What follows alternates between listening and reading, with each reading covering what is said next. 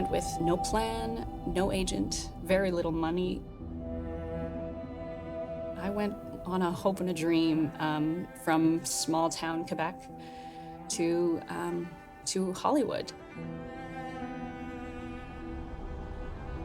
When you're a young actor, you hear stories all the time about people just sort of putting it all on the line and taking the big chance and going out to Hollywood and then it happening.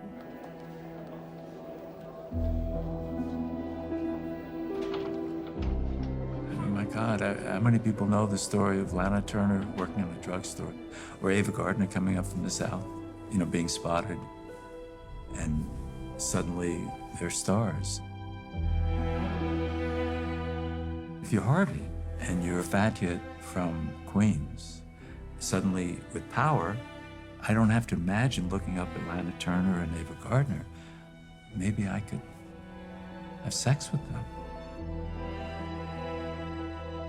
He was able to use his power to exploit women's dreams.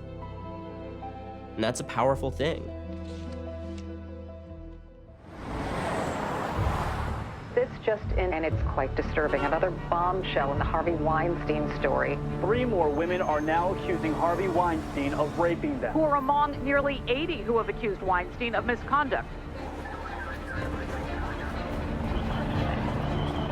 Well, as you can see behind me, Harvey Weinstein won't be able to escape the spotlight when he turns himself in, not far from his Tribeca office where he ran his media empire. These accusations span over his career. How did he get away with it for so long? How did he get away with it for so long? What took you so long to surrender, Mr. Weinstein, this must be very humiliating.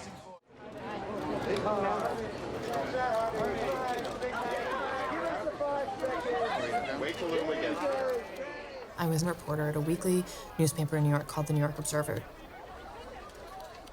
I was interested in the cultural changes happening within Manhattan, and Miramax was at the very center of those cultural changes.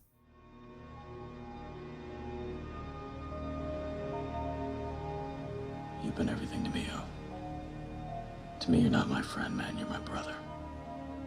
And when a brother is wronged, so am I. Harvey's company, Miramax's brother company, Dimension, had made a movie that was an update on Othello. It was called O, and it had a terrific cast of stars that were very popular at the moment, including Mekhi Phifer and Josh Hartnett. I spent the last few days going over every possible detail, every angle. It had everything about it that should have been released to great fanfare, but the company was holding it.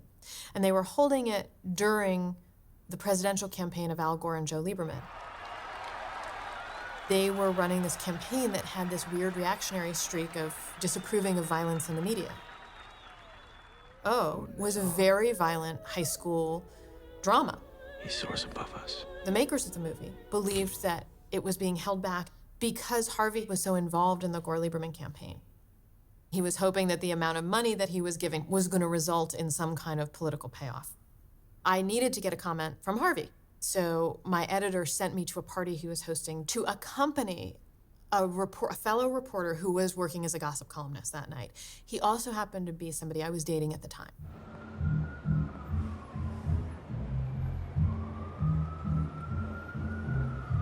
Harvey was throwing a party for a former MTV VJ named Karen Duffy, who went by Duff. And I remember walking in behind Harvey and his entourage, and then going and saying, "Rebecca, you go do your thing." I walked right up to Harvey with my tape recorder out and said, "I have a question about the movie O." And he said to me, "Oh, that's my brother's movie. I don't have anything to do with that." And then he walked away. And I thought to myself, well, it's a nothing comment, and I don't believe it, but I got the comment, which is what I knew I needed to do in order to be able to publish my story. I was sort of putting my tape recorder away. I'd done the one job I had there that night, at which point suddenly Harvey came back to me, and he said, "You can't use that." I said, "What do you mean?" And he said, "That was off the record." He started to grab for my tape recorder. I just pressed record, and held it up to his face. And that enraged him more. And then the temperature in the room turns, and all of a sudden I see something go off in Harvey, and I see like, initially some maybe gesticulating, and then I hear him yelling at the top of his lungs, "Who let this fucking cunt into this party?" And then he was sort of half screaming at me and half screaming at the rest of the room, "Get this cunt out of here, this cunt shouldn't be here, what is this bitch doing here, who let this bitch in?" This man is screaming at the top of his lungs at a 23-year-old woman who's asking a very reasonable question about his movie. He's calling her a cunt. The thing that scared me was that it felt like anything was possible. Like there was no norm and no rule that was gonna say this is gonna end okay. And my colleague and boyfriend, Andrew, came over and said, Harvey, I'm here to talk to you. She came with me. I'm the reporter who's assigned to talk about this party. I want to hear about Karen Duffy. And I kind of went,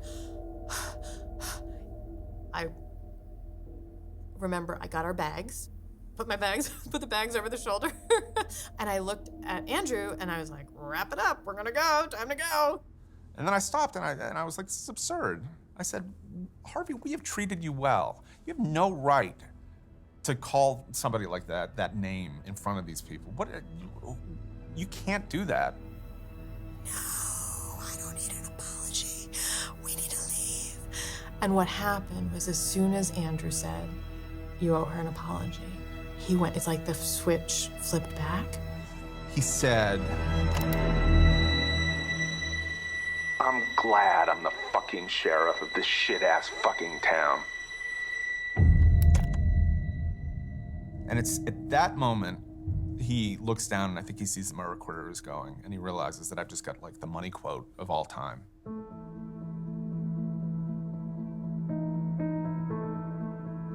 He started screaming, he pushes him down the couple of steps and Andrew falls backwards. And everybody, I think, is aghast, looking like, what the hell is the host of the party is like wrestling with some junior reporter over a tape recorder. And we go back and forth and he's intent that he's gonna get this thing. And I'm like, I'm not gonna let him get this tape recorder because it has the best quote ever. He grabs Andrew and pulls him through the party out the glass door onto 6th Avenue in Manhattan and puts him in a headlock and starts pounding the top of his head.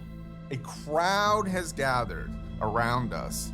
And it's like, this schoolyard fight or something. And I just remember how surreal it was. I was thinking to myself, can this possibly be, is Harvey Weinstein really have me in a headlock? The flashes are going off, and there are a million pictures being taken. How can this not be the cover of, the New York Post, the New York Daily News?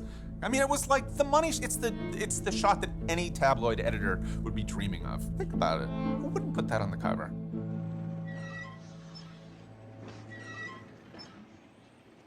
I never saw a photograph from that night. I've never, to this day, I haven't seen a photograph. And I know there were hundreds taken. This is like magic. This is like, Tinseltown magic. My editor-in-chief, a man I deeply respected, said, do not offer comment on this, Rebecca. Harvey's never going anywhere. He said, Harvey's Russia. Don't write about it. The lesson I learned was, as great as a line as, I'm glad I'm the fucking sheriff of this shit-ass fucking town is, it doesn't work unless you really are the sheriff. And he was at that point. He could do anything. And no cars, no nothing. Otherwise, never any of my shit ever. Okay? And I will fucking be all over your ass. Let's get out of here. All right. Have a good night, man. If I see one car, me and Bob De Niro will take care of it, but good. Have a good night, man. Never work in this town. You'll never sell a fucking photograph anywhere.